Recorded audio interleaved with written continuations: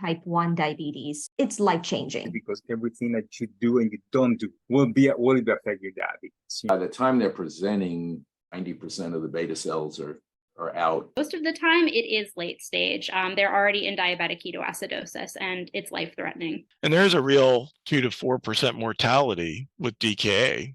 If the tests were available as an LDT right now, would you order it? Absolutely. Absolutely. Like I said, I think it becomes important. So having a technology in our pocket which will help us detect it, that's very, very important. You can already see using it in my practice. There's no question that this patient is, his pancreas is being affected.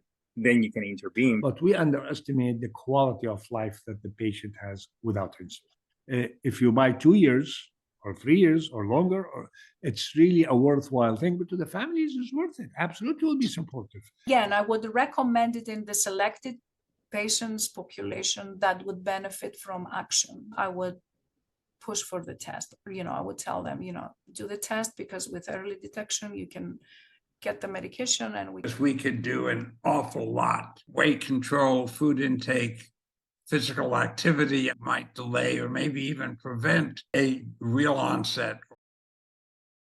Many of those patients can have 1 or 2 autoantibodies and never progress to type 1. It's not a sure thing. And then you have that population where they do have insulin deficient diabetes, but are autoantibody negative. The problem is once you get diabetes, the antibodies can disappear.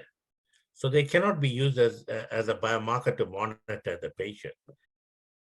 So if I had a better marker, more accurate marker than C-peptide, I would find it quite interesting. Let's say they're on immunosuppressive therapy X and the marker goes up. Can you increase the dose of X or can you add Y? That's another very attractive feature. I'm a pediatric endocrinologist, 300 diabetes patient per year. I am at Tufts Medical Center, and I've been there since 1994. In a year, that would be probably, I'd say 350 patients with type 1 diabetes probably in my practice.